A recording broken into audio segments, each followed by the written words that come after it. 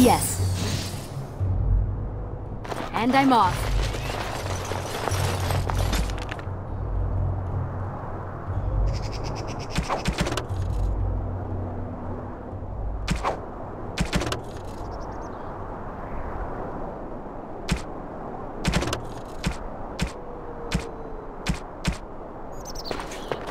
Huh.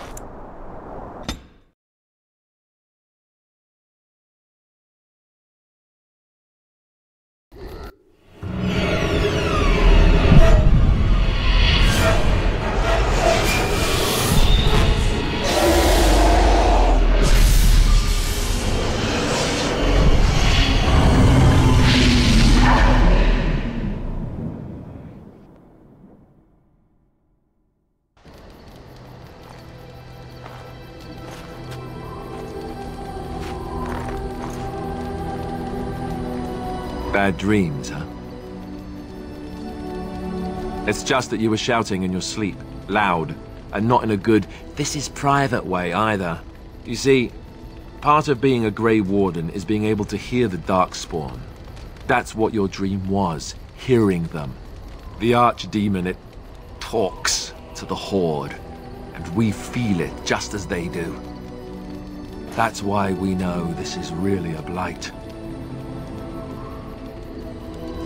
It takes a bit, but eventually you can block the dreams out. Some of the older Grey Wardens say they can understand the Archdemon a bit, but I sure can't. Anyhow, when I heard you thrashing around, I thought I should tell you.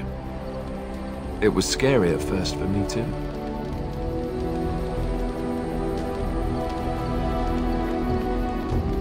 I screamed like a little girl. Duncan said he thought I had someone in my room. Not embarrassing at all. Anyhow, you're up now, right? Let's pull up camp and get a move on.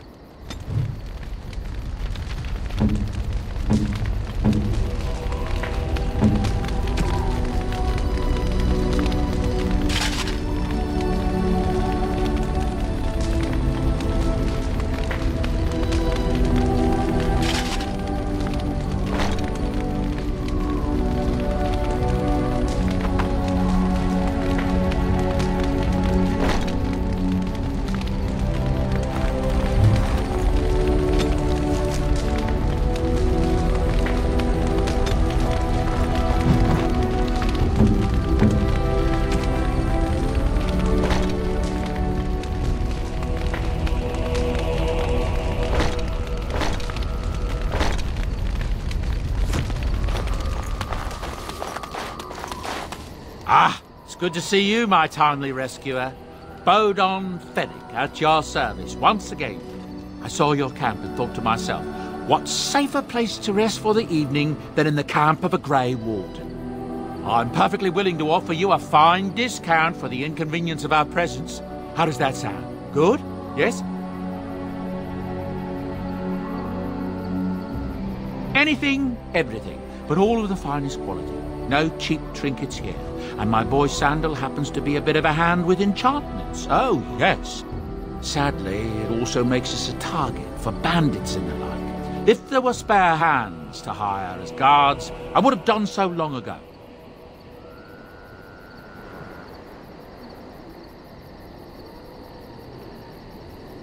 I can see why you might be suspicious, being a Grey Warden and all. Were I in your shoes, I would feel the same way. Trust me when I say that my encountering you here was serendipity and nothing more. I travel a lot, so I'm bound to meet everyone on the road eventually.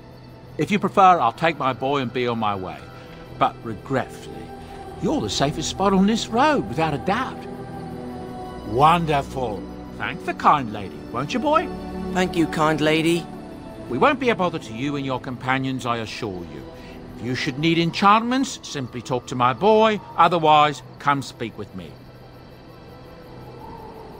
If there's anything I can do for you, please, please tell me. I hear news from Dinnerham that Tyrn Loghain has been declared the new regent. It makes sense, his daughter being the queen. That's what I've heard on the road, anyhow. Take it for what it is. I'm sure...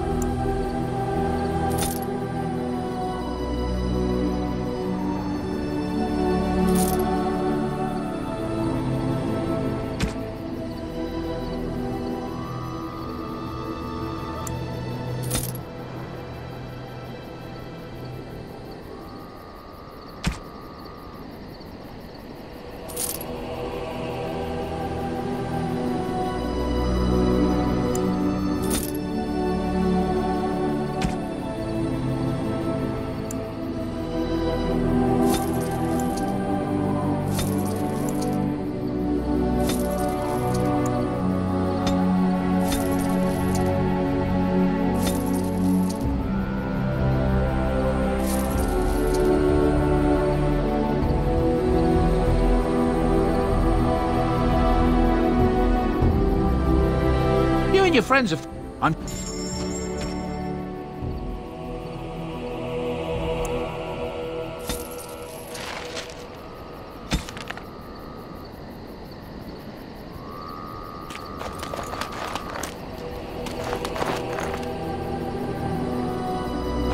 If that... I'm...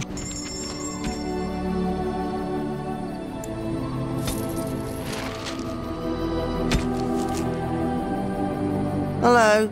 The boy's a bit simple, but he's rather good with enchantments. One of those tranquil fellas actually called him a... what was it now? A savant. I had no idea such a thing existed. He can fold lyrium into almost any weapon or piece of armor, though naturally some of the more extravagant materials will take more lyrium than others. It's a process that some of the master smiths back in Orzammar will perform, but my boy here is just as adept at it. Isn't that right, boy? Enchantment! And there you have it.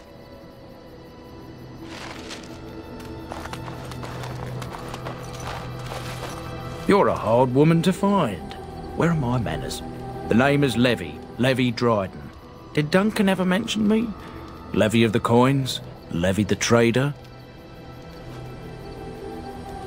Really? He never told you of old Levy? We've known each other for years. But here I am carrying on while you have a blight to stop. Don't want to waste your time. But you see, Duncan promised that together we'd look into something important for the Wardens.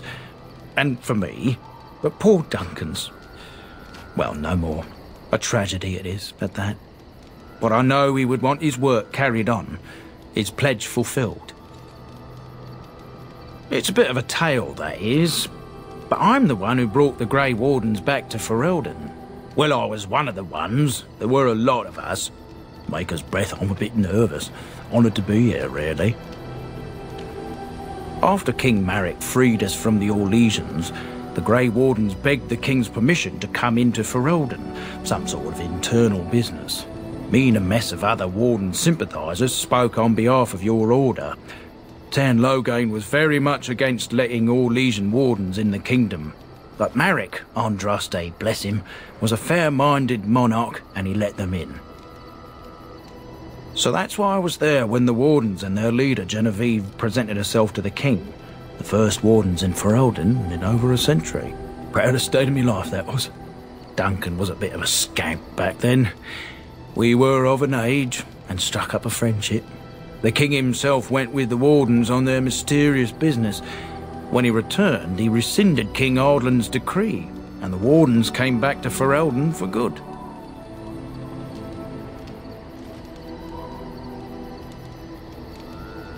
People say it's because the Wardens have become terribly unpopular, just soaking up tires and not doing a bleeding thing for the kingdom. I say that's bollocks, as recent events have shown. Marek was a bit of a visionary. A powerful mind, that one. In his travels with the Wardens, he must have seen how important their cause was, and been moved by it. My family, well, past a bit checkered to see. Nobles look at us with disdain. My great-great-grandmother, Sophia Dryden, was the last Warden commander of Ferelden back when the Wardens were known as freeloaders. So King Ardland banished the Wardens, and he took House Dryden's land and titles. And then some. Not much is known about that time.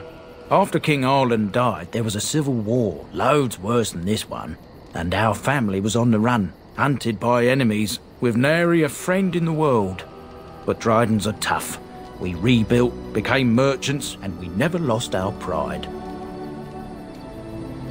Our family's only crime was guarding the kingdom against the blight. We're not ashamed of that. Duncan wanted to reclaim the old Grey Warden base, Soldier's Peak, and perhaps we'll uncover evidence to restore my family's honour along the way. Nobody's been to Soldier's Peak since the Grey Wardens were banished, but I found a way. They say it's haunted, and it's certainly dangerous. Will you help me? 1,000 blessings upon you, Warden. I'll mark down the location on your map. When you arrive, we'll pick our way through the tunnels together.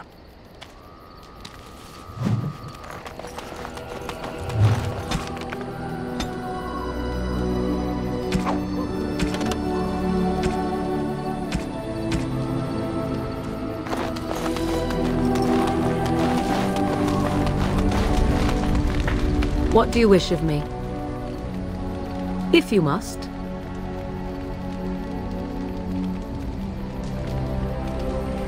Well, that depends, does it not? What does she seem to be?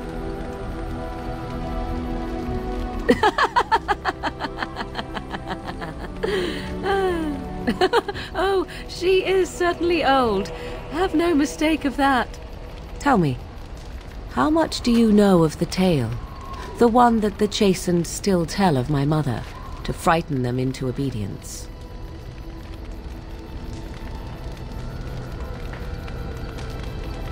No doubt such a tale has mutated much over time and telling. I can relay what Flemeth once told me herself, and you can decide whether or not 'tis the truth, if you desire. As the tale is sung by the bards, there was a time when Flemeth was young and beautiful, a fair lass in a land of barbarian men, the desire of any who saw her. The tales say that Flemeth fell in love with Osen the bard, and fled the castle of her husband, the dread Lord Conabar, and that he swore vengeance for her infidelity. In truth, my mother claims that 'twas Osen who was her husband, and Conabar the jealous lord who looked on from afar. Lord Conabar approached young Osen and offered him wealth and power in exchange for his lovely wife, and Osen agreed. Aye, it was. 'Twas Flemeth who suggested the arrangement in the first place. All would have been well had Lord Conabar kept his end of the bargain. But he was a foul man who bargained with coin he did not possess. Osen was led off to a field and slain, left for dead. Flemeth spoke to the spirits and learned of the deed, and swore revenge.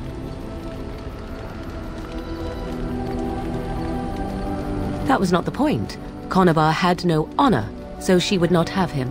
Flemeth begged the spirits to aid her, and 'twas they who slew Conabar.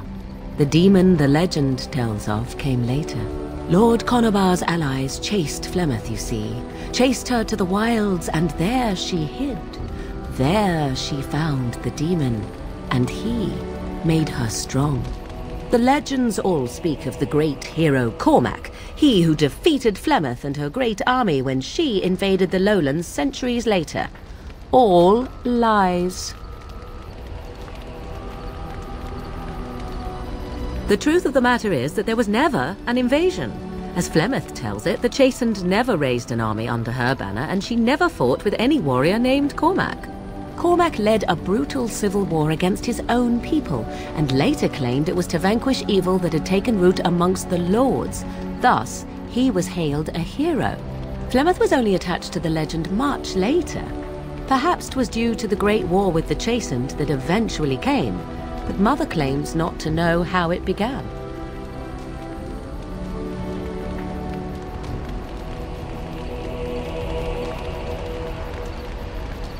You ask if I have sisters.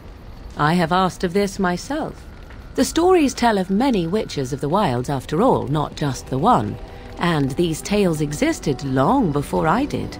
Flemeth refuses to speak of other daughters, if they existed, so should I believe I am her first? I doubt that too.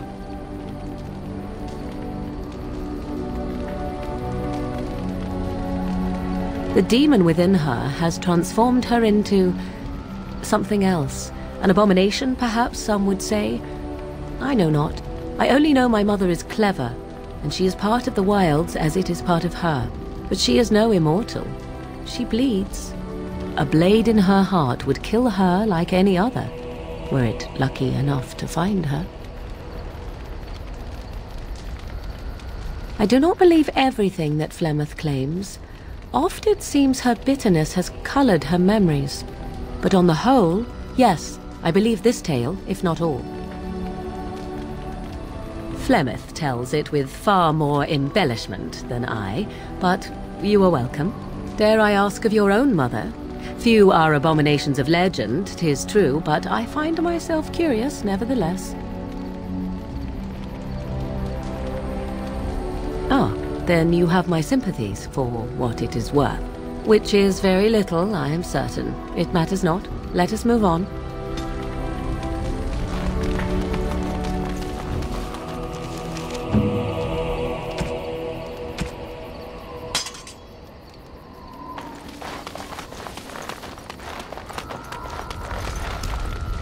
Why are we stopping? There are darkspawn to be fought. Is this delay needful?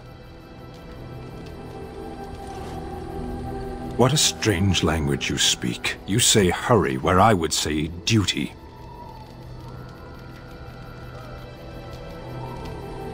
I am. I have always fought in war, elf. My people have been at war since the moment we set foot in the Northern Islands.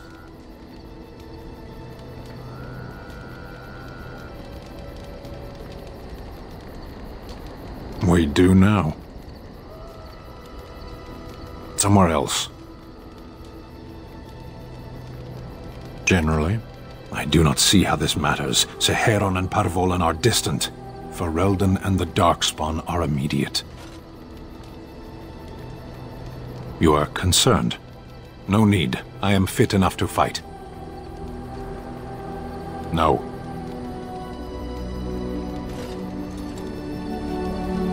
People are not simple. They cannot be summarized for easy reference in the manner of, the elves are a lithe, pointy-eared people who excel at poverty. Many humans have said that to me. I do not understand it. If I were indeed hostile, you would be bleeding. Couldn't you tell? As you wish. Yes. I am hardly surprised. To answer a question. Were you not at Ostagar when the army was overwhelmed? That is your answer.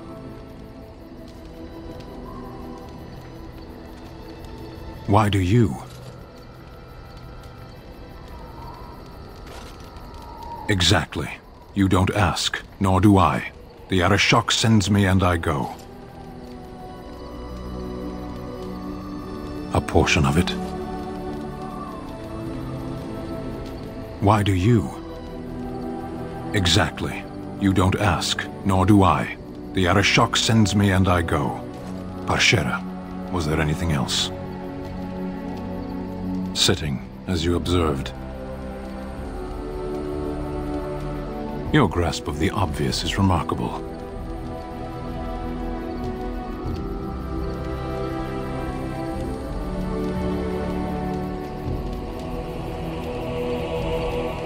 I did. Parshera, was there anything else? As you wish.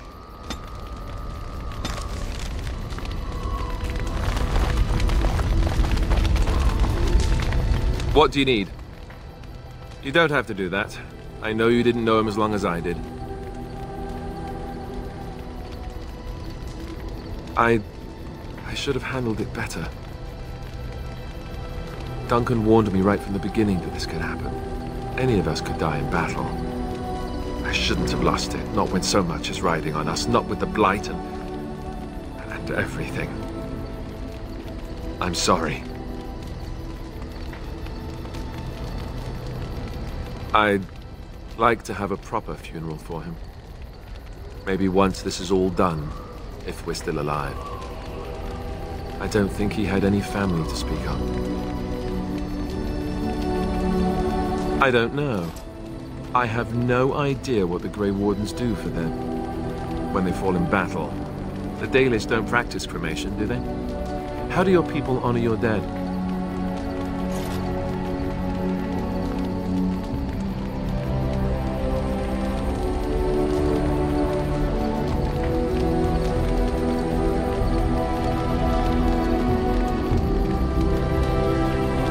That sounds quite beautiful. Life, springing from death. Thank you. Really, I mean it. It was good to talk about it, at least a little.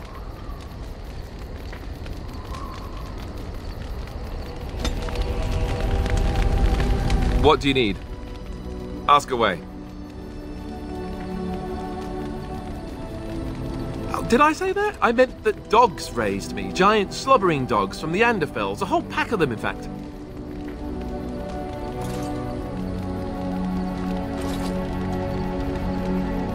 Well, they were flying dogs, you see. Surprisingly strict parents, too, and devout Andrastians to boot.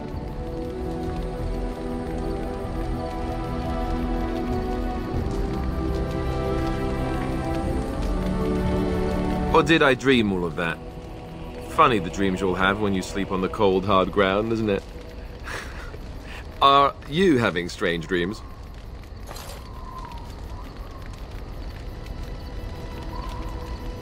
You have no sense of humor, you know that. Fine, fine. Have it your way. Let's see, how do I explain this? I'm a bastard. And before you make any smart comments, I mean the fatherless kind. My mother was a serving girl in Redcliffe Castle who died when I was very young. Our Lehman wasn't my father, but he took me in anyhow and put a roof over my head. He was good to me, and he didn't have to be. I respect the man, and I don't blame him anymore for sending me off to the Chantry once I was old enough.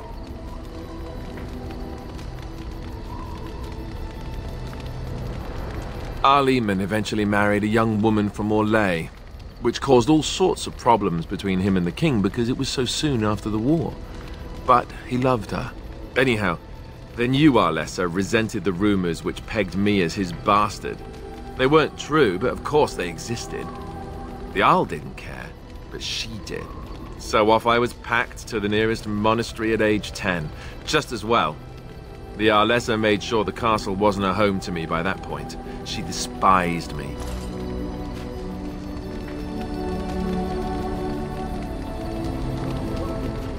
I suppose you're right. I wasn't raised as the Arl's son, though, if you're picturing that. I slept in hay, out in the stables, not on silk sheets. I remember I had an amulet with Andraste's holy symbol on it. The only thing I had of my mother's. I was so furious at being sent away, I tore it off and threw it at the wall and it shattered. Stupid, stupid thing to do. The Arl came by the monastery a few times to see how I was, but I was stubborn. I hated it there, and blamed him for everything. And eventually, he just stopped coming.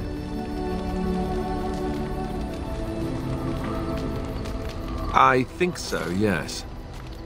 This news we've heard about him being sick disturbs me, though. I wonder if we won't discover that Loghain has come to the same conclusion as we have.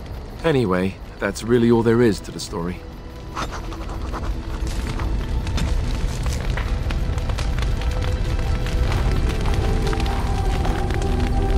Yes?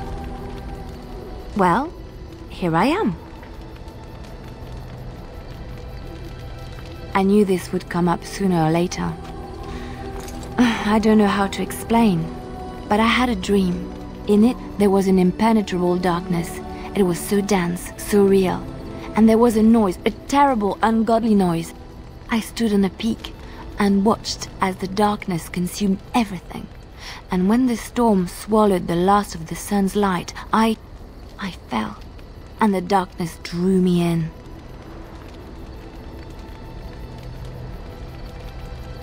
When I woke, I went to the Chantry's gardens, as I always do.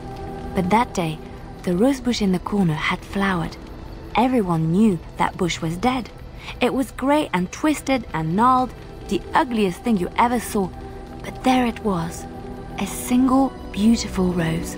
It was as though the Maker stretched out his hand to say, even in the midst of this darkness, there is hope and beauty. Have faith.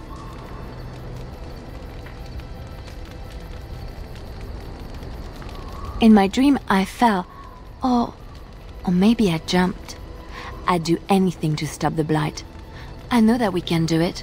There are so many good things in the Maker's world. How can I sit by while the blight devours everything?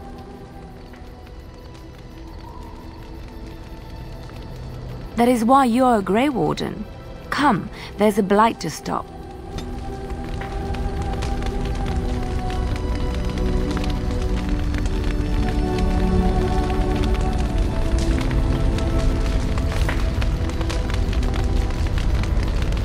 Yes?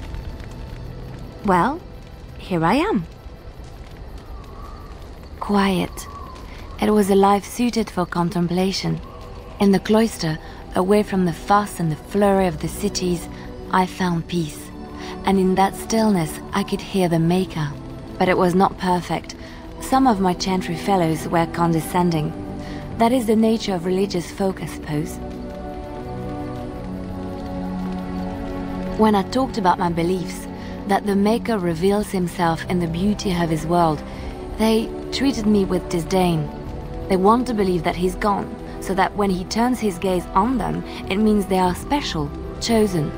He cannot possibly have love for all, the sick and the weary, the beggars and the fools.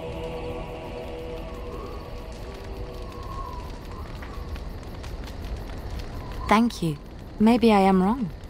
But it is the Maker's place to decide if I am worthy, not men, not the chantry. But there is work to be done, and I have talked enough for now.